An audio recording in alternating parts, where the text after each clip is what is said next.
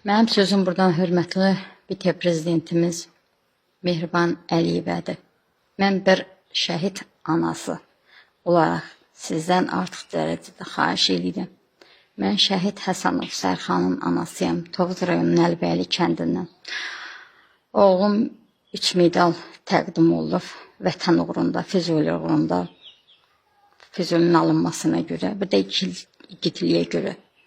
Mənim sözüm buradan sizədir, hörmətli bizim vitse-prezidentimiz Mehriban xanım.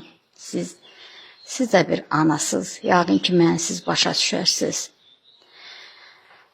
Mən sizdən artıq dərəcədə xahişim odur ki, məni eşidəsiz, bizim jurnalistlərədir mənim sözüm. Mənim sözüm bütün məni eşidən Azərbaycan xalqınadır. Məni hər kəs buradan eşidirsə, mənim bu səsimi paylaşsınlar. Mənim bu səsim bizim hörmətli Ali Baş Komandanımıza çatsın, hörmətli vitse-prezidentimiz Mehriban xanıma çatsın. Çatsın ki, mən bir oğul həyatımda, aləmdə ölümün, dirimin yiyəsi 22 yaşında bir oğlum var idi. Onda vətən uğrunda gözünü qırpmadan getdi. Mənim oğlumun döyüş yolunu çıxarda bilərsiniz. Mənim oğlum elə-belə döyüşçü olmayıb. Birinci dərəcəli snayperist olub. Müharibə vaxtı da qumbaratan gedibdi. Beyləqanla aparıblar Füzuliyə. Mənim oğlum döyüş yolunu çıxarda bilərlər ki, mənim oğlum nətər döyüşçü olub. Çünki mənim oğlum həyatında heç nədən qorxmazdı. O, bir qorxduğu oydu ki, bir dana mən səni itirsəm qorxaram. Ancaq o məni yox, vətənini seçdi, torpağını seçdi. Çünki həmişə deyirdi ki, anam, mən əmmin qısasını alacağım, mən o qatqınları, ondan sonra o vaxtı bizim qaçqın olan körpələri görürdü. Bizim düşman onların başına oynaşdığını görürdü. Həmişə o elə şeylərə baxırdı, mənə göstərirdi. Deyirdi, bu qısası anam, mən onlarda qoymuşam.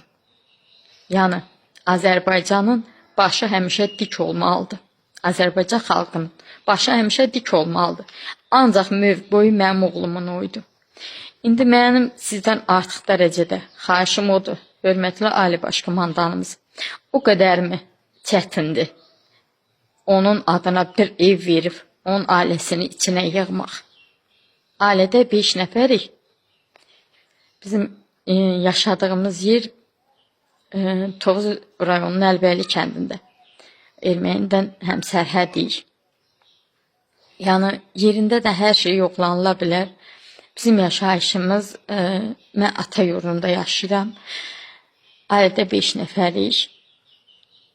Ona görə də mən istəyərəm ki, mənim oğluma hörmətli Ali Baş Komandan cənab İlham Əliyev şəhid ailələrini verilən evdən təqdim eləsin. Onda birini mənim oğlum şəhid Həsənov Sərxanın adına. Onun yerdə bir balaca qardaşı var, onun adını daşıyır. Mən də istəyərəm ki, onun qardaşı, o ev onun qardaşına təqdim olunsun. Artıq dərəcədə sizdən xahiş edirəm, hörmətli Ali Baş Komandanımız. Mənim səsim hər kəs, kim eşidir, kim qulaq asırsa, mənim bu səsim paylaşılsın. Məni eşidən hörmətli Ali Baş Komandanımız, bu şəhid ailələrinə dəyər verirsinizsə, yanındasınız, daimi deyirsən yanındayam. Mənə evdən təmin eləyərdiniz. Mən bir neçə dəfə Tovuz rayonunun icra başçısının yanında da olmuşam. Mən həmişə deyir, get, biz deyir ev verən deyik, get sosial xidmətlərə müraciət eləyin. Biz ev verənik mi deyir sizə? Bəs biz hara müraciət eləyək, kimə müraciət eləyək? Hörmətli Ali Baş Komandanımız, bu mənim neçənci videomdur. Neçənci videomdur, mən bunu çəkirəm. Nücünlü bir insanın qabağına çıxmadı mı, bizim Ali Baş Komandanımıza çatmadı mı mənim müraciət? Bir beləmi çətindir, bir oğlu canını versin, evin tək oğlu. 13 günün bəyi oldu mənim oğlum. O qədərmi çətindir onun adına bir ev vermək. Hörmətli Ali Başkomandan, artıq dərəcədə sizdən xahiş edirəm, Mehriban xanım, siz də anasınız. Sizin də tək oğlunuz var. Mənim də tək oğlum var idi. İndi də yerdən 3 yaşında bir oğlum şəhidimin adını daşıyır.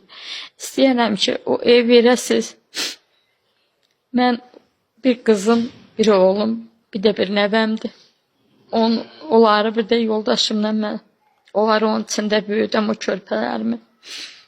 Qızım da 2-ci qrup həllildir. Hörmətli Ali Başkomandanımız. Artıq dərəcədə sizə xahiş edirəm.